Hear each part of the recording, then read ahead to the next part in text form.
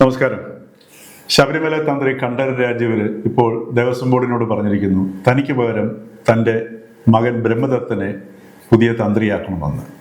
അദ്ദേഹത്തിന് ശാരീരികമായ അസ്വസ്ഥതകളാണ് കാരണം ചൂണ്ടിക്കാണിക്കുന്നത്.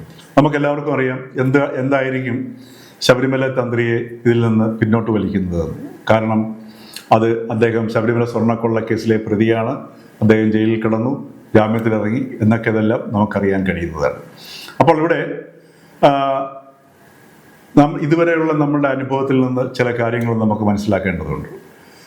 വെറും ആചാരത്തിൻ്റെ പേരിൽ, അതല്ലെങ്കിൽ ഏതെങ്കിലും ഒരു വിശ്വാസത്തിൻ്റെ പേരിൽ ഇപ്പോഴും തുടർന്നുകൊണ്ടിരിക്കുന്ന ഒരു പതിവാണ് താഴമൺ മഠത്തിൽ നിന്നുള്ളവരെ തന്ത്രിയാക്കുക എന്നുള്ളത്.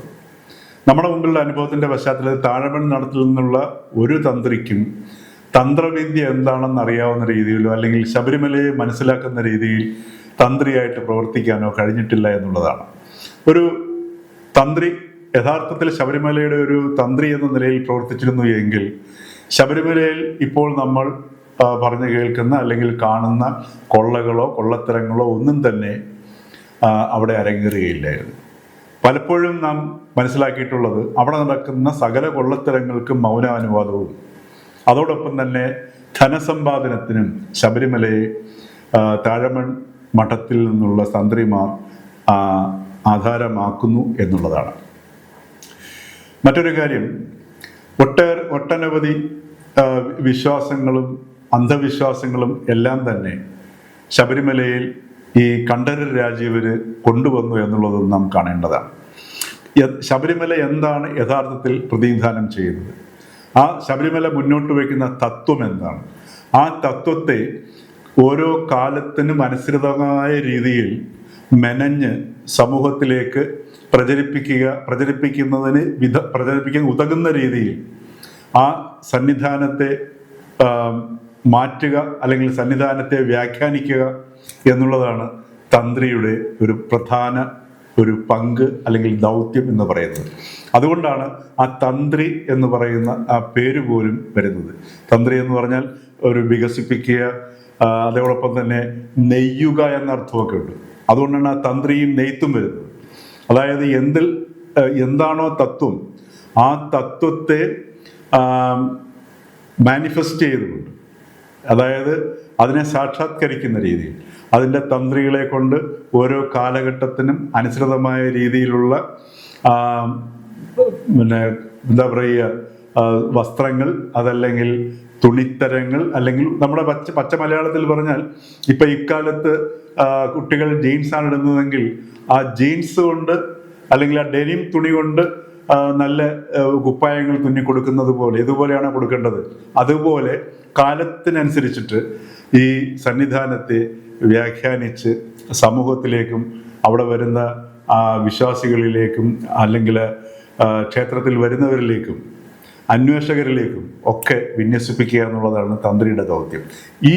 ഈ തന്ത്രി ദൗത്യം അറിയണമെന്നുണ്ടെങ്കിൽ അതിന് തന്ത്രവിദ്യ അറിയണം, സംസ്കൃത പാണ്ഡിത്യം അറിയണം, അതോടൊപ്പം തന്നെ വേദങ്ങൾ അറിയണം, ഉപനിഷത്തുകൾ അറിയണം. ആ ഉപനിഷത്തുകൾ അറിയാത്ത ഒരു വ്യക്തിക്ക് എങ്ങനെയാണ് ഈ തത്വമസി എന്നുള്ളത് മനസ്സിലാക്കാൻ കഴിയുക? ഇവിടെ നേരത്തെ ഉണ്ടായിരുന്ന ഒരു തന്ത്രിക്ക് ഗായത്രി മന്ത്രത്തിന്റെ വരികൾ പോലും നേരിട്ട് ചൊല്ലാൻ അറിയാത്തൊരവസ്ഥ വന്നു. കമ്മീഷന് മുമ്പിൽ ഗായത്രി മന്ത്രം അറിയാമോ എന്ന് ചോദിച്ച സമയത്ത് അറിയില്ല എന്ന് ഉത്തരം കൊടുക്കേണ്ടി വന്നൊരു തന്ത്രി ഈ താഴമൺ മഠത്തിൽ നിന്നുണ്ടായിരുന്നുള്ളത് മനസ്സിലാക്കണം. അപ്പൊ അത്രയും വളരെയധികം ഔന്നത്യത്തിൽ നിൽക്കേണ്ട ഒരു വ്യക്തിയാണ്. ശരിക്കും പറഞ്ഞാൽ സമൂഹത്തിനെ വളരെ നിശബ്ദമായി പിന്നിൽ നിന്ന് നയിക്കേണ്ട ഒരു ദൗത്യമാണ് ഈ തന്ത്രിയിൽ വന്നുകൂടിയിരിക്കുന്നത്. അവിടെയാണ് ഈ അനാചാരങ്ങളെല്ലാം മാറി ആചാരങ്ങളുടെ പൊരുൾ സമൂഹത്തിലേക്ക് വിന്യസിക്കപ്പെടുക. ആചാരത്തിൻ്റെ പൊരുൾ വിന്യസിക്കപ്പെടുമ്പോഴാണ് സമൂഹത്തിലേക്ക് അറിവ് ഊർന്നിറങ്ങി ചെല്ലുക. ആ അറിവിലായിരിക്കും ജനങ്ങളുടെ ജീവിതവും അതുപോലെ തന്നെ സൗഹാർദ്ദപരമായ സാമൂഹിക ജീവിതവും അതേപോലെ തന്നെ പ്രകൃതിയും മനുഷ്യനും തമ്മിലുള്ള ഇടപെടലും ഒക്കെ മെച്ചമാവുക. അവിടെയാണ് ഈ ക്ഷേത്ര സംസ്കാരം ഒരു വളരെ ശാസ്ത്രീയമായ ഒരു തലത്തിലേക്ക് ഉയരുക. അത്തരം ശാസ്ത്രീയമായ തലത്തിലേക്ക് ഉയർത്താൻ പ്രാപ്തിയുള്ളവനായിരിക്കണം തന്ത്രി. ഓരോ ക്ഷേത്രത്തിൻ്റെ തന്ത്രിയുടെയും ദൗത്യം അത് തന്നെയാണ്. എന്നാൽ ഇവിടെ ശബരിമലയിൽ നാം മനസ്സിലാക്കേണ്ടത് ഈ ശബരിമല ക്ഷേത്രം എന്ന് പറയുന്നത് പോലും ആ ശബരിമലയെ യഥാർത്ഥത്തിൽ മനസ്സിലാക്കി കഴിഞ്ഞാൽ നമ്മൾ അത് ക്ഷേത്രം എന്ന് ഉപയോഗിക്കില്ല. പക്ഷേ നമുക്ക് നിവൃത്തികേടുണ്ട്, അത് ക്ഷേത്രമല്ലേ എന്ന് ചോദിച്ചു കഴിഞ്ഞാൽ ക്ഷേത്രം തന്നെയാണ്. കാരണം എന്ന് വെച്ച് കഴിഞ്ഞാൽ ക്ഷേത്രം എന്ന സങ്കേതത്തെ ഉപയോഗിച്ചുകൊണ്ട് തന്നെ ക്ഷേത്രമെന്ന ആ ഒരു ഭൗതികമായ നമ്മളുടെ കാഴ്ചപ്പാടിനെ തകർക്കുന്നൊരു പ്രക്രിയ കൂടിയാണ് ഈ ശബരിമല നിർവഹിക്കുന്നത്. അതുകൊണ്ടാണ് ശബരിമലയെ നമ്മൾ സന്നിധാനം എന്ന് പറയുന്നത്. അതായത് ആത്യന്തികമായി പ്രപഞ്ചത്തിൻ്റെ രഹസ്യമായി നിലകൊള്ളുന്ന സത്ത് എന്താണോ അതിൻ്റെ സാന്നിധ്യമുള്ള സ്ഥലമാണ് സന്നിധാനം. ആ സന്നിധാനത്തെയാണ് അവിടെ സങ്കല്പിക്കേണ്ടതും അവിടെ നാം തിരിച്ചറിയേണ്ടത്. അത് പ്രതീകാത്മകമായാണ് അവിടെ ചെയ്തിരിക്കുന്നത്. അതുകൊണ്ടാണ് അവിടെ നമ്മൾ 18-ാം പടി കയറി ചെല്ലുന്ന സമയത്ത് ഛാന്തോക്യോപനിഷത്തിലെ പ്രധാനപ്പെട്ട ഒരു മഹാവാക്യമായ തത്വമസി എഴുതി വച്ചിരിക്കുന്നത്. അപ്പൊ ഇതൊക്കെ അറിയുമ്പോൾ മാത്രമേ ഈ ശബരിമലയെ നമുക്ക് തിരിച്ചറിയാൻ കഴിയുള്ളൂ. ഇത് തിരിച്ചറിയുന്ന വ്യക്തി ഒരിക്കലും വീണ്ടും ഈ ശബരിമലയെ സാധാരണ ക്ഷേത്രങ്ങളുടെ അവസ്ഥയിലേക്ക് കൊണ്ടുപോകാൻ ശ്രമിക്കില്ല. ഈ തിരിച്ചറിവില്ലാത്തത് കൊണ്ടാണ് ഈ കണ്ഠരര് രാജീവരുടെ നേതൃത്വത്തിൽ കഴിഞ്ഞ 1.5 വർഷങ്ങൾക്ക് മുൻപ് ശബരിമലയിൽ ഈ നവഗ്രഹ പൂജയും അതേപോലുള്ള മറ്റു പല ഉപവിഗ്രഹങ്ങൾ പ്രതിഷ്ഠിക്കുകയും ഒക്കെ ചെയ്യുന്നത്. ഇത് ഈ അറിവില്ലാത്തത് കൊണ്ടാണ്. അപ്പോൾ നാം ഇപ്പോൾ വേണ്ടത് ശബരിമലയുടെ ഒരു മുന്നോട്ടുള്ള ഗതിക്കും ആ ശബരിമല എന്ന് പറയുന്നത് പോലെ ഈ വളരെ ഉദാത്തമായ ആ ഒരു സങ്കേതം, സന്നിധാനം, അതിൻ്റെ പവിത്രതയും അത് ലോകത്തിന് നൽകുന്ന, ഇന്ത്യക്കെന്ന് മാത്രമല്ല ലോകത്തിന് നൽകുന്ന ഒരു സന്ദേശമുണ്ട്.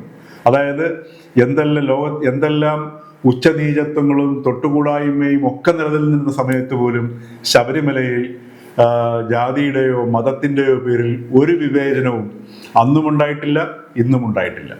അപ്പോൾ അത്രയും വളരെ വിശിഷ്ടമായ ആ ഒരു സന്നിധാനത്തിൻ്റെ ആ വൈശിഷ്ട്യം പുറത്തേക്ക് കൊണ്ടുവരികയും അത് സമൂഹത്തിലേക്ക് വിന്യസിപ്പിക്കുകയും ചെയ്യുന്നതിന് വളരെ ജ്ഞാനിയായ ഒരു തന്ത്രിയുടെ ആവശ്യമാണ് ഇപ്പോൾ ശബരിമല ആവശ്യപ്പെടുന്നത്.